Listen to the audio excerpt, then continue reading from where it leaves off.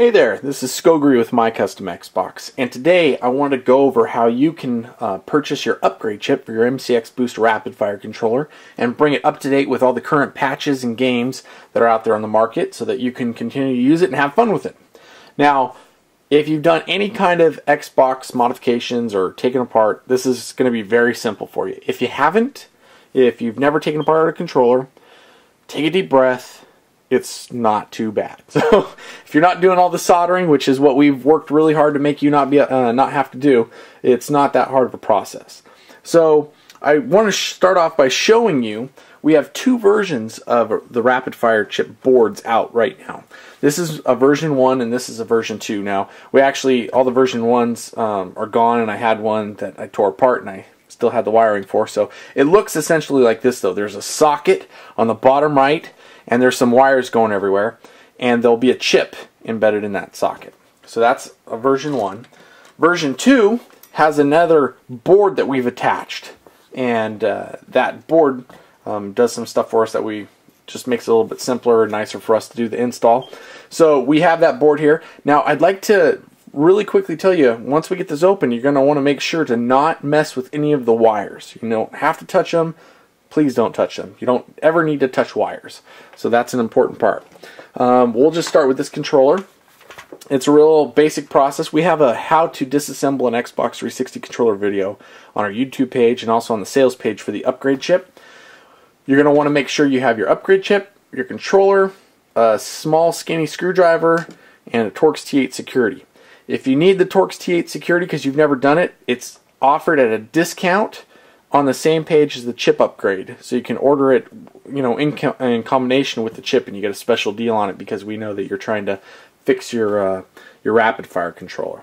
So we're going to go ahead and flip this over. All the screws have been taken out already, and we're going to pop this out. Let's set that off to the side. This person ordered it without rumble packs, so there's no rumble packs, but typically they would be there. And you just push up on those thumbsticks. Now sometimes that can be a little hard, and you might think, oh, what am I doing? It's pushing real hard. Just push on it and it'll pop. It'll pop out and we have our board. So once we have our board, and this is a version 2 as you can see, we've located the chip. We're going to take our skinny screwdriver and make sure there's no power connected to this because we don't want to short this out when we put this metal in here. But we're just going to insert that screwdriver in there and just go left to right, just gently, and that chip will come out. So once it's out, don't tug on this board. Please don't do it with your hands because you'll probably rip the board off and that'll cause more problems than we're trying to solve. So make sure you put something in there, a little Swiss Army knife with the little file end, not the blade, goes in there perfect, and it's almost like it was made for it. So perfect size, just pull this out. Once you get this old chip out, I would throw it in the trash or put it aside so you don't get it mixed up with the new chip. They're really tiny, you can't tell them apart.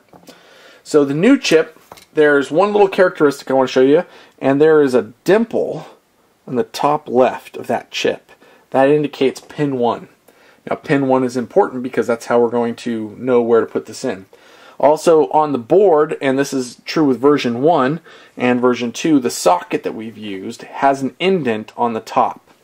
So this socket, what we're going to do is we're going to align the little indent and the little indent on the top left corner of that. And what I typically like to do when I'm inserting a chip is push it in, one set of the 4s in, and then roll it over, and just make sure if you need to press down here a little bit or whatever and just get them lined up, that's fine. And then just insert it. Bink. It's in, you're good to go. As long as that's facing right there, or in this case, it would be the top left right here. That would be the indent. You are good to go. You now have a fully upgraded microprocessor powering your Rapid Fire. The modes are listed on the website. You can go ahead and print that out if you want to keep track of that. It's basically the same thing. Right now, the biggest upgrades have been Call of Duty 4 and Modern Warfare 2. You put the board back in. The center one is the most important notch to make sure it's flush. You don't want to not get this all the way in, and you also want to make sure before you put the back on that your sync button is pressing correctly. That's a little mistake people sometimes make putting controllers back together. Start from the top, make sure you push those two little prongs in, press it together, screw it all together, and you have a fully upgraded MCXBoost Rapid Fire controller. We have lots of tutorials on the site showing you how to get them apart, put them back together if you need more details. It's a really simple process. We also offer an in-house where you can ship it to us if you're just totally freaked out by this, and we'll do the install for you. It does cost a little bit more, but we're trying to make this as cost effective for everybody as possible. The in-house cost is a lot more for shipping because you have to ship the controller in. It weighs more. This is really cheap to mail out to you, and that's why we're trying to do it this way. Anyway, I just wanted to show you that, and like I said, fully upgraded rapid fire controller, and go out and shoot them, and I hope to see you on Xbox Live or something. Talk to you later. Skogri out.